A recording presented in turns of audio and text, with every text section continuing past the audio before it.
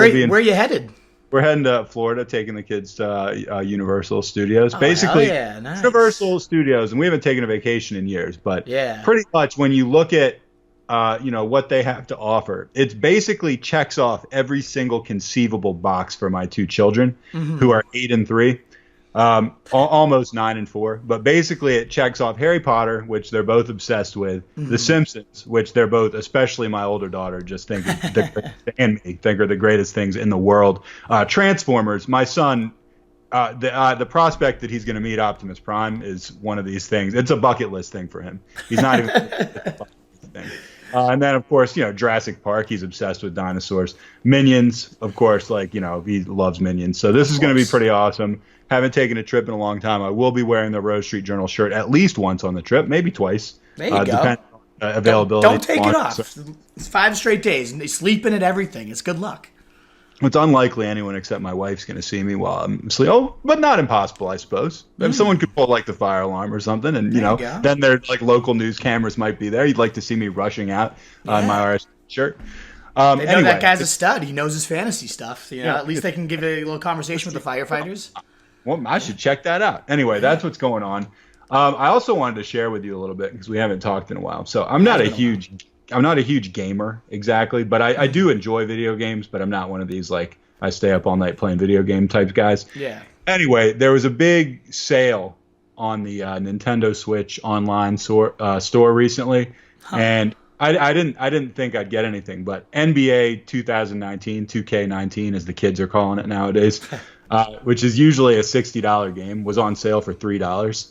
And so I immediately bought it and have started playing it, and I'm really enjoying it. But I got to say, man, it brings out just the absolute nastiest side of me. That's why I had to drop video games. Yeah. I mean, I get so fucking angry at myself, at these computer guys on the screen who it's like fantasy, but worse because they're not even the real guys. I mean, you know how angry you get in fantasy when one of your guys the ball. One of my guys makes a bad pass. It's I want to kill them. I know they're not real.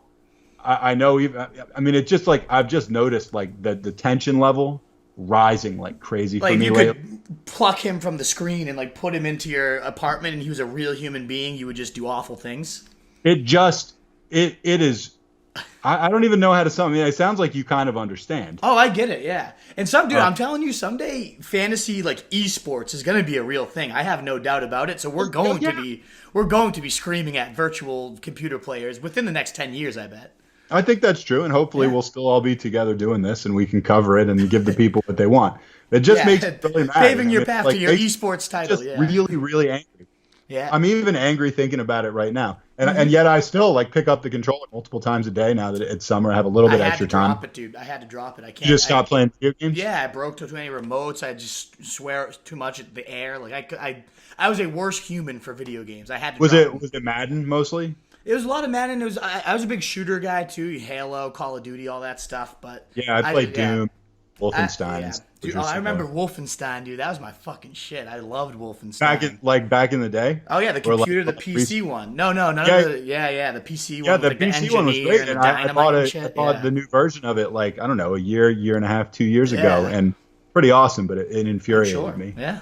Oh yeah, dude, I used to love that shit. I was StarCraft, Blizzard games. I was all into that stuff. Yeah, oh yeah.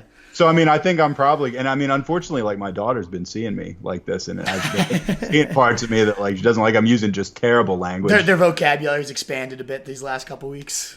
Well, I just, I think she sees me as a generally good guy, and I think maybe now she doesn't, so. Daddy, why'd you say you want to cut that man's testicles off? It's a computer. It's God, shut up. You wouldn't understand. You don't even know what those are. Yeah. I know, right? Anyway, I digress. I just wanted to share that with you because I'm going down a pretty dark path right now. And good luck. Hopefully this vacation. Yeah. Well, it's going to be like a 3 or 4 day break when I'm on vacation. So hopefully I'll get it out of my system. This pod I'm actually pretty excited about. We had our first mock draft. Well, yeah, between the RSJ staff, our expert mock draft, if you will. And, you've been nice enough to put out 7 lessons and takeaways. I actually feel like it might be more than 7. I think it's 9. I feel like it's 9 or 10 maybe. Yeah. And so anyway, we had 12 teams. We made picks. This was I don't know what, 2 weeks ago, 2 weeks and change, something like that. And it was great. we had some of the usual suspects, you, me, Jimmy, CJ, Keegs. Unfortunately, Seamus not in the draft, which is disappointing to me. I like having Seamus in the draft. I like seeing Rodgers go off the board early. But anyway, we're going to review those. We're going to just start kind of with your takeaways, which you've laid out pretty nicely. I'm going to jump in and comment when I have a chance, when I have a strong opinion. And maybe rattle off a couple of the teams that you like the best as well, because I actually thought the way you broke this down as far as like lessons learned from this was actually pretty valuable. So those of you tuned in right now thinking about fantasy in mid-June, I think this is going to be a real treat for you guys. Yeah, this is the time where they all, it is starting to actually get thought about. We've been like recording in the air for so long, and we have our diehards who message me after every pod. Scott Brooks, all you guys, Link Clegg, that I just love to death. It's the best. But now is the time where like the general consensus might start getting involved again, where the fantasy values are kind of set now with the draft already in place, free agency, coaching carousel. It's all done. We have a great guide coming out soon. The first thing we're going to ever sell, actually, the off-season Bible. Can't wait for you to get a picture of that. It's going to be unbelievable. So keep your eyes peeled for that. Yeah, but it's finally values are at least as set as they're going to be till training camp, and it made sense. We got our draft in, and rather than go pick by pick, which we've done in the past, and that's still a great pod and all, we have all those picks online. You want to go up to the site. There's going to be show notes, ffbdpod.com/82. You can see pictures of this draft, see every pick in order we did. I live streamed the draft, so you can hear my live thoughts after every single. Yeah, it was hilarious, and we got like 100 comments. So we're talking about nobody paying attention in June. That was like the last week of May, and we got maybe a record comment. So it was a good sign of what's to come this summer. I hope at least. People are paying attention. People are still active and alive. If you want to see every single pick, go to that. But this is just going to be those really big, like, supply and demand and positional drop-offs and, Todd Gurley, which is going to be the first thing we talk about, these huge storylines of, like, what this draft kind of opened my eyes to. And it's always a great one, so hopefully this one's valuable to everybody else. I did want to say, Nat, too, you mentioned Jimmy, CJ, some of the mainstays. Some of the boys were just up this last weekend. I know. You guys had a little meeting. I was on the group text, but was not in attendance because, I have a family. But one of these days we're going to have a catch, Nat. You're going to come play catch with me, Dad, and we can finally catch up and, just throw the football, toss a little pigskin, father-son, I would love to do that. I would love to do that, Mikey. I mean, honestly, I think if I ever do come, I'm going to probably have to bring the kids, which is fine. That's fine. Yeah, they're cool. We'll you'd like the kids. We're still, CJ and me were texting all day today. It's like still in recovery. I couldn't get anything done yesterday. Just one of those type of RSJ meetings, I can't really divulge the details. I think a few new students have heard my podcast. But no, maybe when we're off air, maybe. You'll hear about it. It was a great time, though. We missed you, but it was a great time. Since the last time we, did one of these, also, another thing that's putting football squarely in the forefront is, both hockey and basketball have ended. I know. So we had the this Bruins is run, that. Yeah. Yeah, the Bruins. I know you're a hockey guy. I'm sure you enjoyed that. Pitiful, yeah. Ugh. That was awful. Anyway, I am really happy about the Raptors winning, but this is the time of year that I always dread. Mm-hmm. I'm not a big hockey guy, but I like when it's on. I'm a huge basketball guy. Yeah. It's over. It's too early in the baseball season to give a shit, even if I really cared about baseball that much, which I really don't. I'm a tennis fan, but this is the big drought between the French Open and Wimbledon. There's nothing going on. Not that drought. Oh, shit. How are we all going to survive? There's like 4 times in the year that tennis is worth watching, and we're not in one of them. Yes. So I'm just basically, the point I'm making is there's this just emptiness. Unless you're one of these guys that likes watching golf, in which case, please turn off the podcast right now.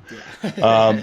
Anyway, so we're going to try to fill that. I know what you're saying. We're going to try to fill that value hole for you. Yeah, huge value hole. Why not become a fantasy wolf during this void of sports anyways? Listen to us. Watch all our stuff. We got you. All right, here we go.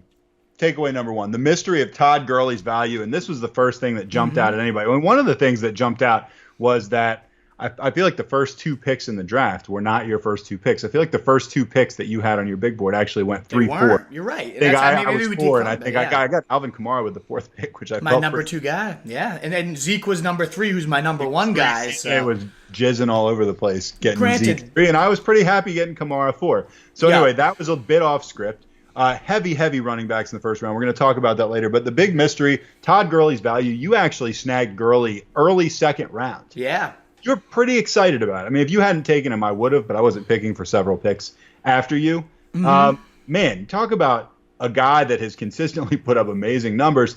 going to 15, I don't know. I mean, were you really smart or were you really stupid? Sell me on why you were really smart. I mean, everybody, that was probably the most bashed pick, and it happened at 15 overall. I got destroyed for it. I was like, you guys fucking kidding me? Because, I mean, I forgot Gurley was even sitting out there, and I picked DeAndre Hopkins at 10 overall. I was like, all right, nice, safe wide receiver. And then I saw Gurley was still sitting there, and I started slapping myself. I was like, fuck, I missed Gurley at 10? Like, that's ridiculous. And then he comes all the way back around at 15, and I was like, am I missing something? What's going on here? And I mean, the common perception about Gurley these days has just murdered his fantasy value. This is a guy who, for back-to-back seasons, the first time in fantasy football history that a running back has gone back-to-back and led the position, led all skill positions in fantasy points with 342 points, 24.5 per game last year. He led it with only 14 games played. The year before that, he scored 350, has just gone back-to-back, ridiculous stats, and now is falling to round 2. It's one of those situations where everything coming out about him has been bad, and it's all warranted. We're going to talk about the red flags as I get further down into this, but that's one of those things where there's only bad stuff coming out, that recency bias. I need to remind you guys of how good this motherfucker has been for these last 2 years. He's been a title winner for 2 straight seasons, and everyone's acting like he's done. He had a little arthritis in his knee, so his career is over. Like, let's get over that now. I mean, talk about consistency. He was above 22 points in 12 of 14 games. 22, not like 10. I'm not talking about double digits. I'm talking about 22 fantasy points in 12 of 14 games. He only has gone under double-digit fantasy points twice in the last 2 years. 27 of 29 games, he's been above double digits. He had over 30 points in half of those 14 games. 7 of 14, he was above 30. So, I mean, just want to remind you of how good this guy was, how many leagues he was winning people last season. Before, again, we're going to get to these red flags. A lot of this, though, came because of the TDs. He's been an absolute machine, scoring 21 and 19 TDs over his last 2 seasons, over 1.5 per game nearly. So, I mean, the guy's been ridiculous, and I don't see that role necessarily changing. That's what's made him such an efficient monster in fantasy. Why would you take Gurley, one of the best battering rams and goal line backs, out at the stripe where this offense lives? So, I mean, that's the one thing I'm really clinging to, is even if I'm going to talk about the red flags. I keep saying that. We're going to get to all those, but even when that's all said and done, I still think this guy's getting almost all of the goal line work, and he's still going to be a great candidate for 15 plus touchdowns, which will keep him highly efficient. Now, of course, if everything was exactly the same, there's no way this guy that scored over 340 fantasy points in back-to-back seasons would be falling outside of the top 3, never mind, the first round. So there are some red flags. One is the knee. I mentioned arthritis in the knee. All these sketchy reports. He fell behind the blubber ball, fucking CJ Anderson, for a stretch run last year. Like, if Gurley's fully healthy, would CJ Anderson's fat ass ever even be a person in the league? No. So, yes, that was a concern. What happened last year, we still don't even know. He's been, Sean McVay's been so unforthcoming, whatever the opposite word is, about the details. So we have no idea what the truth is. But still, it's like, I mean, we knew he had knee concerns coming out of college. He had the ACL surgery. Anyone that has ACL surgery or any type of surgery is going to be developing a little bit of arthritis in the knee. So it's not like this is a new development. We all knew this. His trainer came out and said we all knew he was going to have arthritis. He had an ACL surgery. That's the case for anybody that's going through this surgery. He said that 5-year mark. So yeah, maybe they're going to tone it down a little bit because of the knees. But I don't see this unless he starts missing training camp and we see him on crutches again or something like that. I'm not overly concerned. I think he's had a full off season. He's had bigger knee surgeries. I think that's getting overblown. The second thing is the usage. Yes, they've hyped up, we're going to have a Batman Robin situation. There's got to be a 1B to his 1A. They go out and take Darrell Henderson, who's our draft day takeaway number 2. So I'm going to save the talk on him. They go out and get Darrell Henderson. So yes, there's going to be a usage hit. I get this. They're already, Ian Rappaport coming out and said the days of him being the every down bell cow straight up are definitely over. It's probably not going to be like that, which is why the Rams went up and got Henderson. So I get that. 343 touches 2 years ago, 315 last year. That's a lot of work for this guy. But because he's scoring over 1 point per touch, even let's say he takes 50 of those away, maybe even 70 of those away, and he gets hit to, the 260, 270 range for Todd Gurley, that which would have been below Jordan Howard, Chris Carson, Peyton Barber territory last year. So let's say he falls. Your boy Peyton, we'll talk about, I'm sure at some point. But let's say that's his measuring stick, like 260 Peyton Barber range of touches. If he still maintains that efficiency, which I do think is possible when he scores as many touchdowns as he does, and touchdowns are fluky year to year. I get that, but not for a guy in this offense. They're fluky, but you're talking about an explosive offense and a guy that is going to get the carries. Like when it counts. So exactly. I don't really consider, carries inside the 5, like for a, team with tons of options and a great back to be fluky somehow. When you convert them as well as he does. 47-yard bombs are fluky. Exactly. So, let's say he maintains right around that point per touch. He's still topping, if he maintains what he had last year, right around 300 fantasy points. That still would have been the RB4 last year, behind only Saquon, C-Mac, and AK-47, Alvin Kamara. So he would have scored more than Zeke, even with 60 less touches at that efficiency rate. So, yes, he's going to lighten the load. Yes, there's some knee concerns.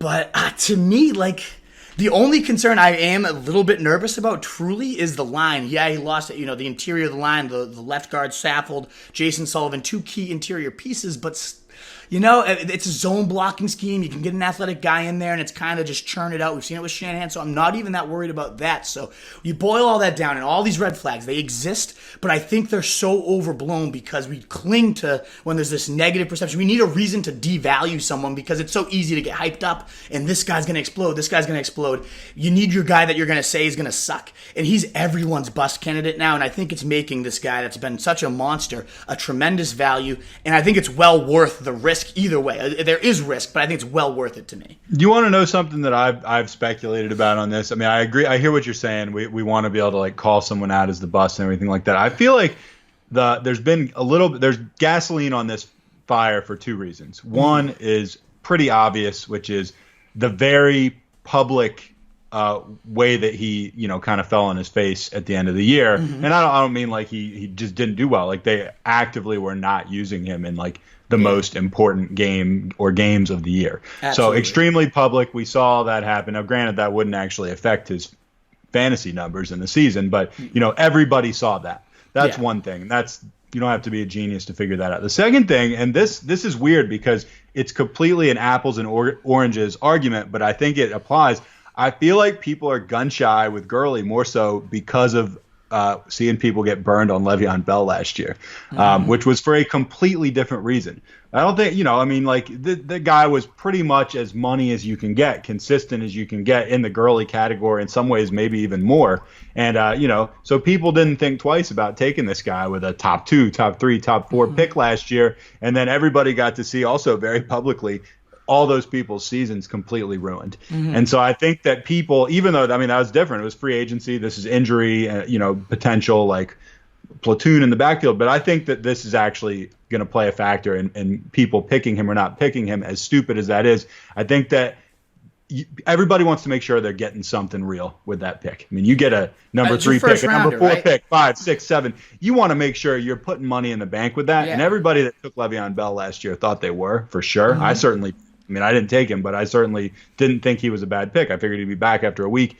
Nobody wants to be the guy who took somebody and got jack shit for him. Yeah. And so I think that even though Gurley's value is clearly higher, where the people in the RSJ draft had him going, I think that's what's playing into it. Nobody wants to end up with nothing, with a bag of magic beans, Well, his ECR, you say that, but no, his ECR is lower than when I took him. He's going right around 17 by the experts. He's going at 15 in ADP, right where I got him. So you're right. There's all these things. You think that's why, though? I think 100%. The public display of how, ineptitude he was used down the stretch. Yeah, that's a big part of it. And I think there is some more, you can't win your fantasy league in the first round, but you certainly can lose it if you lose out on your main guy. There's that whole perception, which is very fair too. So yes, I think both of those things have certainly factored in. There's just so much recency bias. I think everyone's forgetting just how good of a player Todd Gurley is, how good he's been for 2 straight seasons. And I don't think all that much has changed. There's definitely a little more risk due to the knee. There's a little bit more usage concerns because they draft Henderson. They've already said they're going to lighten the load. Like, I get both of those things. But when his individual talent is still as good as can be, when his surrounding talent is probably the best in the league in terms of explosive offense and points, and the scheme is just so running back centric, even if he's losing a couple more series a game, when he's in there, you know he's going to be getting tons of receptions, tons of carries. Everything just boils down to such a great fantasy value that everyone's erased that and only zoomed in on the negatives right now. And it's making somebody I think should be a top 6 or 7 guy fall to round 2, and I'm all about that value. All right, well, this takes us to takeaway number 2, which is despite all the smoke you're blowing up Todd Gurley's ass, and most of which I think is warranted, by the way. Are you on my side? Because I think I'm in the minority here. Most people want to hate him. I'm surprised to hear that. You have your finger much more on the pulse of kind of like the fantasy community in general at this time of the year. I mean, that's our business, but you're like the leader of that charge for the RSJ. I'm surprised that you're in the minority. Yes, I am in your camp. Nice. I mean, unless something else. I mean, I would have taken him with your pick. Absolutely. Yeah. I would have taken him. I would have taken him before you. And I got shit on for that. You saw it. Like I did see it. Look at you, the wolf. Look, I was tempted to jump in and give you shit just because it was like top mentality, and you looked weak, and I just wanted to. It's like when you see someone hit on the ground, the mob's attacking him, and you just get in a couple kicks while he's down. Yeah. I was tempted. I didn't do it, but I was tempted. Anyway. Let's go to takeaway number 2. If you do risk it, I mean, and that's drafting Gurley anywhere, you have to handcuff him with Darrell Henderson at all costs. Absolutely, and that was one of the things. As soon as Henderson went off the board in round 9, you know that feeling. It's an early June mock draft or whatever, so it's not like it's a real league right now. But I just felt it in my stomach where you just see someone go and you're like, oh my god, I forgot about him, and now my season's over. I was surprised you didn't snag him sooner. I couldn't believe it. And I took Austin Hooper, who I love, like a tight end. I think has a lot of upside in round 8. But it's like, what the fuck am I thinking? Like, you need to get Henderson 2-3 rounds, maybe even before you're supposed to, which right now is around round 9. I should have taken Henderson round 7. If you have that Gurley risk, you must handcuff him, and maybe even take the Malcolm Brown later on in the draft too. But Henderson's the one that was the one pick in the draft where I was like, oh my god, I'm gonna throw up. I didn't get this guy, and it's one because of the handcuff because I own Gurley, but 2 just the handcuff with benefits potential. This guy is enormous. I mean, the reason we love Gurley, let's say he actually is hurt and this arthritis is gonna carry on, all that stuff I was just raving about, the surrounding talent, the coaching scheme, the usage that helped Gurley go from a huge bust to then the number 1 player these back-to-back seasons. We saw his touchdowns triple. We saw him add 881 total yards of offense once McVay and a couple line additions and a couple receivers were added. I mean, all of that created this gold mine situation. And if he is hurt, then Darrell Henderson's going to be going into the absolute perfect system for anybody, especially him. They played outside zone at Memphis where he played. His running back coach was interviewed from Memphis and said, this is our blocking scheme. We used him exactly how he's going to be used here. And he said, I don't think there's a better fit than the Rams for this guy, who Henderson averaged 8.9 yards per carry, exploded for 1,909 yards and only 214 carries. That's the FBS record for pace. The most plays of 40 yards, 12 plays of 50-plus yards. I mean, this guy is explosive. They come, he's slashing, and unsurprisingly, you watch him, and Snead made a comparison that I would have totally been on board with, which is this guy looks a lot like Alvin Kamara in the way he just fights through contact, slashes through defenses. It just, maybe a smaller build, but plays a lot bigger than he actually is, and smooth in the receiving game, and just brings that Kamara-like element. He banged the tables like, we got to go get this guy, or I'm going to regret it for years. Like, we're going to feel it. We need to go get him. I'm not getting off of it. And so they trade up with the limited draft capital to go get this guy. So clearly they like him. He's a perfect fit for what they do. So even if Gurley doesn't get hurt, I think he's going to see a nice smattering of 12 to 15 touches, maybe get a Kamara like when he was a rookie style workload, and he has that explosiveness to do something with it. And then if Gurley is hurt and these concerns are all coming to fruition, then my God, this guy could be a top 4 or 5 running back. So for all that upside, round 7, 8, 9, and this guy is a must draft, especially if you own Gurley. But even if not, like I love Darrell Henderson and think you need to own this guy. Adam Schefter just tweeted out, or our boy actually, Field Yates, tweeted that from Schefter's podcast. I think McVay went on, or somebody went on, and Schefter came out and said, like, after talking with McVay, there was nobody they wanted more in this draft as an offensive weapon than Darrell Henderson. They love this kid. So it's like, clearly when a mind like McVay values, or Field Yates, baby. Field Yates doesn't like to beat Schefter to the scoop. No, he does not. He hates that, as we learned when we talked to Fields. But, he tweeted that out. And so if McVay loves this guy and values him that high, this offensive genius, he's getting compared to Kamara in a system where it would be perfect for him. I mean, there's just so much to love, even if you don't own Gurley. And if you own Gurley, you better fucking take him. Couple things. First of all, I just want to say that it warms my heart that you felt like you wanted to throw up and die when you didn't take a guy when you should have in a mid-June mock draft. So pathetic. I love how much that upsets. It's not like I don't get it, but it's like, in the scheme of things, I was like sick not that terrible of a mistake to me. I was actually but I mean, sick. I think it's, I can say without exaggeration, he's the most important handcuff in the game this year. Oh yeah, he's right up No there question. with, like, because even Jalen Samuels, it's like, do you know it's think Jalen Samuels or is it Benny Snell? Yeah, it's like this guy's a much more clear. important handcuff right now. Like, if you're gonna have one handcuff, he's the guy. And Yeah. so I get why you were sick about forgetting about him. I think it was just like a mental mistake, like letting a ground ball go through your legs or something like that. And if you're going to make a mistake, better to make it in mid-June in a mock draft. Absolutely. Yeah. Even though I'm sure you lost a couple nights sleep over it. I did, so I don't want to have that actually happen when it counts. It's good to feel it now than to feel it in August. That's the worst. Number 3, building a stable of horses, and of course by that we mean running backs, remains my number one. That's the Wolf's number one fantasy football draft strategy. I happen to share this opinion with the Wolf. I'm a big believer in this. Every now and then a draft goes down in a way where it's just how it falls, and you just end up not with that. It happened to me in one of the drafts last year, and you just kind of like enter the season then just being like, man, I'm not going to win. Yeah. Like, I'm going to be fighting for a playoff spot, if I'm lucky. But I mean, sometimes you go into these things like this one, I know it's a mock draft, so I shouldn't get so excited. But I mean, I got this stable, and I'm just like, if this was real, I would just be wrecking people. All right, my stable is Alvin Kamara, Marlon Mack, Chris Carson, Peyton Barber, and then Kareem Hunt tucked away in the back. Yeah, dude, that's a stable. Pretty nasty stable. I mean, Peyton Barber, stable. we talked about how much usage we think he's going to get. I'm not a huge believer in him, but as my fourth option, I mean, if he could be a potential workhorse back, I'll take him. Man, Kamara, Mack, and Carson, though, that is nasty to throw out there. And Kareem Hunt, who the hell knows with that guy? I don't endorse his lifestyle, but don't tell me that guy in week 10 or something couldn't come back and just be a monster. Absolutely. No, you're hitting on all the points because you very well could be right from the start of the season rolling out 3 RB1s. If Carson picks up where he left off, he was like the RB6 over the last 7 or so weeks when they started really feeding him.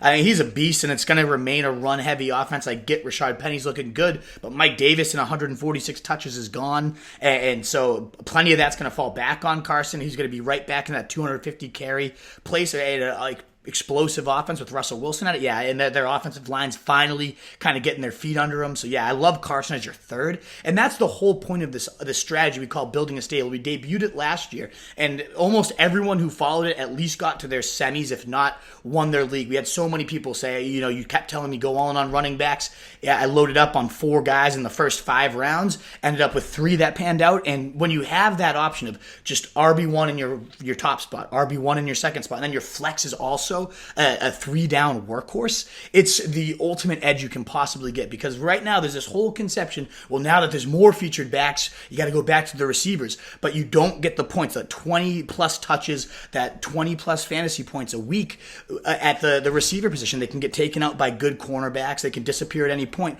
whereas you just have that sturdiness of 3 big producers at running back. It's the ultimate strategy.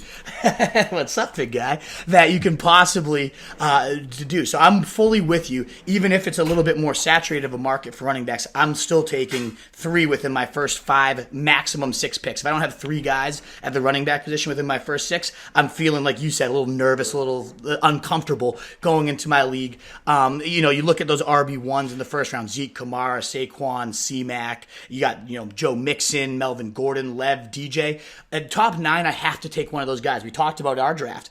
9 straight running backs, and none of them fell to me. I was at 10. So and then you look at the second round. That was round, a very RSJ draft. It was so RSJ. But then you got, Nick Chubb, Dalvin Cook, Marlon Mack, Damian Williams in round 2. Derrick Henry's also round 3. Aaron Jones, Josh Jacobs for the Raiders. I need to get 2 of those 3 guys. In my first 3 rounds, I want 2 of those guys, no matter what. And then by round 6, I want my third. I want my flex. So I love what you did. My stable wasn't as safe. I have Gurley, Josh Jacobs, Kenyon Drake, Latavius Murray, not as nearly as safe as yours, and I don't feel quite as good as I would have of yours. I have a high upside stable, but the ceiling, the floor of that stable, not very good. But, again, all in on that building a stable. Even though there are more running backs, you're at a huge disadvantage if you're the guy that's going against someone with 3 horses and you only have 2, maybe even just 1. You got to have that stable of horses. I'm all about it. And I just want to say as an aside, there's pretty much no bigger DeAndre Hopkins fan than me. I love that guy. All in. Did you hear the report that he was like the most injured he's ever been and just still put up like 1,500 yards and 12 touchdowns? He's like, I played through like 3 different like shoulder tears or some shit. He's such a bad bitch. He's the best fucking dude in the world. And so, I'm a huge fan. I always try to own Hopkins, whatever league I'm in. With that said, Dalvin Cook, Damian Williams, Marlon Mack, maybe even Nick Chubb. You take 1 or more of those guys over Hopkins at 10. I don't think you're crazy. I couldn't do that though. That's the drop I'm not off for saying me. I would. I'm not definitely saying I would. I'm just saying like you got to nail one of those backs down. And you take Hopkins, and then there's no guarantee those guys aren't then going to fly off the board before you pick, and then you're fucked. Well, that's why when Gurley was sitting there, I was like, oh, you got to be fucking kidding me. I get Hopkins and then Gurley round 2. Like that 1-2 punch at 10, like that was a unbelievable start in my opinion. I'm going to, like I said, in my hometown league, I'm going to be starting with Hopkins and DJ as my first 2. So that's pretty sweet. That's a good start.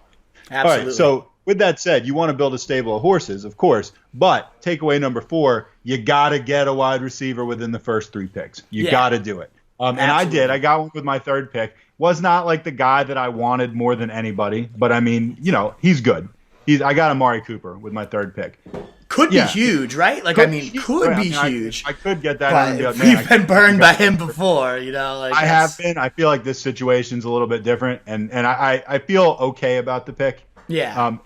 I think I have a pretty good receiving core, but he's my top guy, and he's about as low of a top guy as I'm comfortable with, if that makes any sense. Well, yeah, and that's what my whole thing I'm going to say is why I need one within my first 3 picks. He's the tier actually below where I'm like actually comfortable. I guess if my stable is as good as yours, if my stable looked like yours, then I guess I would be okay with Cooper being my top guy. But for me, it's I really love the round 2 receivers. That's why I love getting a horse in the beginning. And then you're still looking at Mike Thomas, Antonio Brown, who could easily still lead the league in receiving. I get the downgrade to the Raiders. It's true, but he's going to get peppered with 170, playing 200. Tyrell Williams. He's going to be open all the time. There's nobody taking. Your point is even better that there's nobody there taking any type of volume from Antonio Brown. He's going to see 200 targets this year. And you're looking at Juju in round 2 as well. The departed Antonio Brown's target share is probably largely going to go to Juju as well. Becomes that number 1 de facto. Mike Evans at the end of round 2. So there's a lot of guys. The last tier I would personally accept is that T.Y. Hilton, Keenan Allen, A.J. Green. A lot of people will lump Cooper in that tier, Adam Thielen and Stephon Diggs. A lot of people put Diggs in that tier as well, and Adam Thielen. But I'm nervous about the Vikings being very run-heavy this year and those guys being a little more inconsistent. Cooper totally, his pace last year was 1,311 TDs once he got to the Cowboys, and now he's at a full offseason to work with Dak with a more creative play caller. There's lots of reasons to like Cooper. I've just been so burned by him. Me too. We're in the same boat there. I like him better than either of the Vikings guys. Fantasy wise, maybe I don't know talent wise, but Ty is a tough call. AJ Green, I think, is kind of sneaky undervalued right now. Right. Zach Taylor's offense, it could be the next Ram 2.0. You never know. Him and Andy Dalton, Dalton sucks, I get it, but they've always had an unbreakable bond. So you're looking at a ton of targets coming to him. So that's where I kind of draw the line. I think there's a huge drop-off. And I'm going to talk about how much I love it, our next point, the wide receiver 2s and 3s in the mid-rounds. I think it's a huge deep pool, but I still, a clear alpha target hog. I need to have one, and you need to invest in within those first 3 rounds at the latest, probably by round 2 is my preference, because the round 3 running backs, you're still looking at Henry, sometimes Marlon Mack. You got Chris Carson round 5, one of my favorite picks of the draft, but like you get one in those first 3 rounds in my opinion. So 2 running backs, 1 wide receiver within those first 3 rounds. If you go Kelsey, I get it. Like Kelsey's kind of like your elite wide receiver 1. But in that case, I do kind of love Kelsey this year. I mean, he already is a monster, such a huge edge at such a weak position. But to me, I often don't go him just because I need those 2 running backs and wide receivers. But if I do, you really got to go running back, receiver, tight end. You kind of have to spread that wealth because you need that ace target hog. And I think by mid-round 3, they really drop off. All right. Whereas here's point number 5. Whereas you like the mid-round running back 2s, you love, and that's in caps, maybe italics too, in bold. Yeah. I love the wide receiver 2s and the wide receiver 3s, right? Absolutely. Those middle rounds, even once I have my target hog, that's why I like to get one early. Then you kind of keep building that stable in rounds 3, 4. But when you hit round 5 and 6, there's so many breakout potential wide receivers in here. You got Tyler Boyd, last year's wide receiver 15, falling to round 6 nearly everywhere. In a more creative scheme, better play calling this year. I love Boyd. You got Mike Williams with now with your boy now in the Raiders there. You got Mike Williams with a huge target share potential in Los Angeles, not San Diego, with the Chargers. Huge body, caught like 10 touchdowns last year, and should see an even more expanded role. Calvin Ridley runs so many smooth routes and just really saw explosion and then disappearance, but maybe he finds some consistency under Dirk Cutter, who had the highest passing yardage per game offense with the Bucs last year. You got Robbie Anderson. He was the wide receiver 3 down the stretch there when him and Darnold finally got back on the field together. They made absolute magic. He won me 3 titles personally because I started him. It was unbelievable. I'm going to buy a Robbie Anderson jersey because this guy, the origins of the cum cave, as we call it, we were all exploded to the ceiling and made those little fucking whatever those triangles on caves are. That's Robbie Anderson. I love him. He goes in round 6 or 7. Yeah, Alshon Jeffrey. You got the air raid pieces.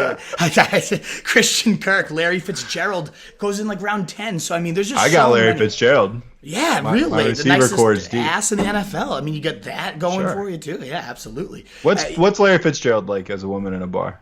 2019 Larry Fitzgerald. Yeah, he's like the, he's like middle-aged and just still really put just together. Gets better with age. Man, like a fine wine. I'll bet she go. And just so like composed and would never in a million years talk to me unless I'm on my like complete best, because just too classy, too just like you don't even know why they're there, to be honest. They don't seem like they belong anymore. They're just too good. Yeah, they're above what we're doing. But they entertain you still. Yeah. Oh, if I could, absolutely. It's like so much more alluring because of how just out of place they seem. Yeah, he's as good as it gets. He just keeps getting it done. No matter what.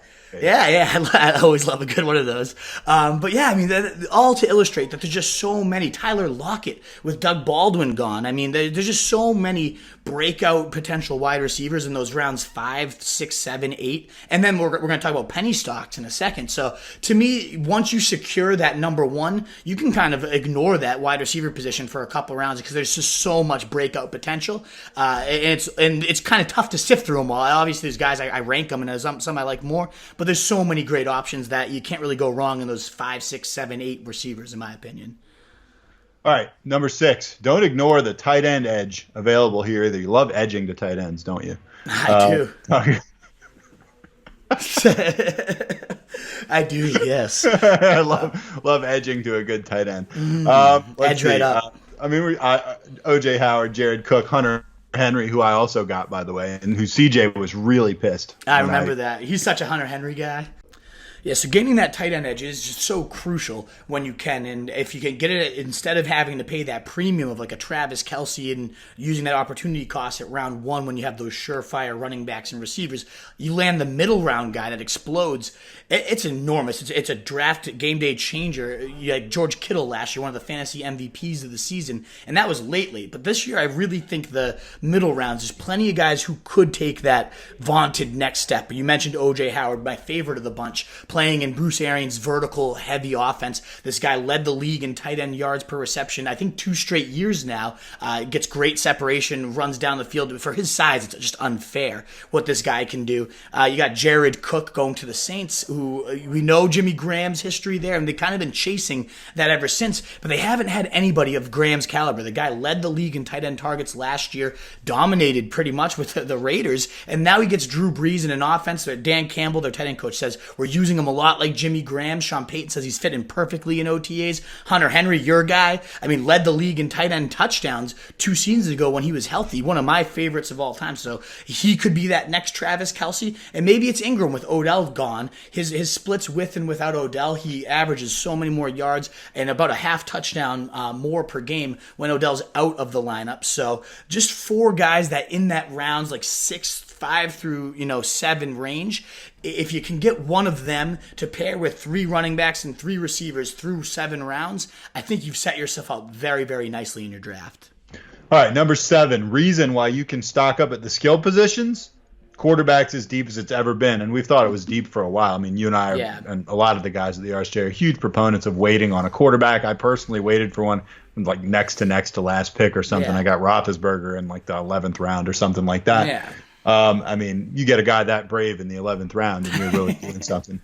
Anyway, you got to wait on a QB. If anyone listens to this podcast, they've heard us drive that point home about as much as anything. But give us your 30-second soundbite on why that is still true in 2019. The simple supply and demand. We talk about stock market principles. This is it at its core. There's a huge supply for a very low demand. It's a one position starter, so you only have 12 going out there every week, and you have about 20 guys at this point that I'm actually comfortable starting at the quarterback position. And look at the ones going beyond round 10. I got Drew Brees in round 10. I haven't owned Drew Brees in about 7 years because he usually goes around 4 or 5. He's been a dominant force in this league. I got him in round 10, but you also got guys like Jared Goff, Cam Newton, Dak Prescott, Big Ben, Carson Wentz, Kyler Murray, all going after rounds 11 and 12. Any one of those guys I'd be okay with my starter. So you can't, when you have that high of a supply for that low of a demand, take that opportunity cost of loading up at those skill positions, as we've been saying, getting those 3 running backs, 3 receivers, and a tight end by round 7. You can't do that if you take Aaron Rodgers in round 4. It's huge opportunity cost,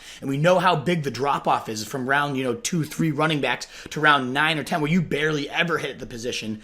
You got to take those early round chances at the higher floor, higher ceiling running back and receiver targets, because you're just throwing, just shit at a wall and seeing what sticks at the end of the draft at every position outside of quarterback. Quarterback, you can hit every single time late in drafts. Take 2 or 3 of them late. One's going to pan out. Mahomes was our guy last year, and look how that worked out. So you got to just wait at quarterback. And for the record, my guy is going to be Kyler Murray this year. He's going to be this year's Mahomes. Calling it now. No chance. Anyway, number 8, Tyreek Hill. What the fuck do we do? Man, I feel weird about Tyreek Hill because I feel like I was about as high on Tyreek Hill as anybody. Yeah, you were last year. I called him as being one of the absolute top guys, higher than a lot of guys. Odell Beckham. We got in a debate about that, and everyone called you a moron. Yeah, people called me a moron. Who's the moron now, bitches? Mm-hmm. Oh, yeah. Not this guy. I'll give you that truth. It's not about that. Anyway, but now you kind of feel dirty being in on the ground floor. You know what I mean? So now it's kind of like, well, I didn't like him that much. Right. Anyway, what the hell are we supposed to do about him? Someone took a flyer on him late in our draft. Yeah, he went in round 9, and that's when I was like, I removed him from my big board amidst all this talk. Drew Brees. And I just kind of, exactly. But the other people going around him, we had Sterling Shepard, Trey Burton was in that round, Jerick McKinnon, Dante Moncrief. If that's the caliber of talent going in round 9, and by caliber talent, I mean very low, and you get the shot of a Tyreek Hill at this point, then you might as well take it. Because, and this was before the latest news broke, but nowadays they're saying, barring any further developments, there's every reason to believe Tyreek Hill will be back with the Chiefs for training camp. It's not an active investigation anymore. If they receive additional evidence, we'll reevaluate. But they've closed the book even after hearing that disturbing audio conversation. So you got to think, even if he's handed down a punishment, it might not be a full year ban, which is why you're avoiding him in the first place. If you even get half a season of this guy in round 9, that's last year's number 1 fantasy receiver coming in at a time fresh, faster than the rest of the league already, but now he's fresher and healthier than the rest of the league. With a great quarterback who's got another year under his belt, playing opposite Travis Kelce. Yeah, you don't have to sell me on. Basically, if you can sleep at night, you should take a stab at this guy. You might as well. And I think at this point, we're gonna see it really kind of rapidly rising as we get less and less chance he's gonna see a year-long ban. But it's one of those things where there's a buying window, I guess, even still right now in best ball leagues. And if you were playing best ball earlier and you drafted Tyreek Hill, congratulations, you might have got him around like 15. But at this point, if it's still a low buying window, you get it before it slams shut. Because as much as I hate the guy, as much as he's a scumbag and you don't want to root for him, he's as explosive as they come. He can win you a fantasy week in the blink of an eye. And at round 9, again, Trey Burton went before Tyreek Hill in our draft, and I didn't take Trey Burton. Don't get me wrong, but still, it's like, damn, you know what? I took Dante Moncrief, which I think was actually a great pick for round 9. But I mean, upside of Tyreek Hill doesn't even compare. Because we know what Tyreek Hill is. Like, we know he's amazing. He's going to dominate if he's out there. I mean, he's at worst like a top 5 wide receiver in the NFL. There's never that known of a thing in round 9, other than some quarterbacks, I guess. But you're never getting a known product in round 9 unless there's some warts, and clearly the warts are huge here. But the upside is even I'd argue you don't even get that in like round 5. I mean, this, anyway, we agree. Yeah. Point number 9, this is our last one. Penny stocks in 2019, wide receivers much more deep than any other position. You're correct. I would argue that that's probably true most years. Your penny stocks, largely wide receivers. You're not going to grab quarterbacks with penny stocks, really. Maybe the occasional tight end. Running backs, you could get lucky, maybe with a handcuff, something like that. But wide receivers, to me, is the bulk of the penny stock market. Yeah, and especially this year, more so than any other. You mentioned Dante Moncrief going into a situation in Pittsburgh where he could easily be the number 2 receiver besides Juju in a very open and sexy aerial pie over the course of the last few years. So a massive athletic freak could see some serious volume. D.D. Westbrook dominated out of the slot, and then John DeFilippo comes, a guy that's used slot receivers to the fullest between Thielen and Aguilar these last 2 years. I think Westbrook could be in for a career year. Kiki Cutie getting a lot of hype these days. But what's really made this penny stock pool even deeper than ever is the rookie wide receivers are falling so late. I got DK Metcalf, who could be the number 1 receiver in Seattle if those routes kind of tune up a little bit. I got him in round 11. He's already impressing and getting praise from Russell Wilson for just his work ethic and his ability to go and dominate at the jump point.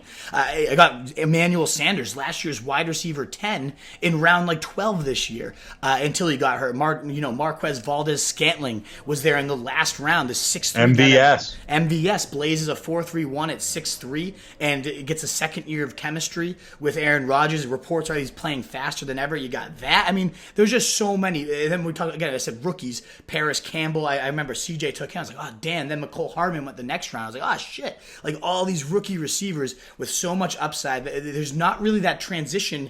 It used to be you had to wait till year 3 for a receiver to break out, but they're crafting offenses that are so receiver friendly in terms of racking up yak and things like that I'm all about this wide receiver penny stock class. And that's why, again, you got to get those running backs early when you got the security there, because I think a lot of these guys are going to pan out at receiver. I don't see nearly as much upside or anything enticing about this late round running back crew. All right. That's our last takeaway. We were going to talk about biggest reaches or least favorite picks. We're experiencing some technical difficulty. I think we're going to maybe have to address that next pod, just because I don't. And it seems like as good a chance to break as we're going to get, given what we're dealing with in our pre-studio RSJ era. Yes. But it's nice to get back on the horse, Wolf. That was great. Absolutely. I appreciate us fighting through that technical struggles. And yeah, I think I love just talking about the drafts and the lessons. I know, it's fun. Because when you got to do it right after your first one too, because it's still fresh. I mean, by this time in a month and a half, I'll probably have done maybe 1,000 mock drafts. Like, let's be real here, and my opinions start to get tainted. So I love just writing down my lessons and takeaways now to remind myself in the future. Absolutely. All right, you got any social media you want to pop up? We got to get this one done, huh?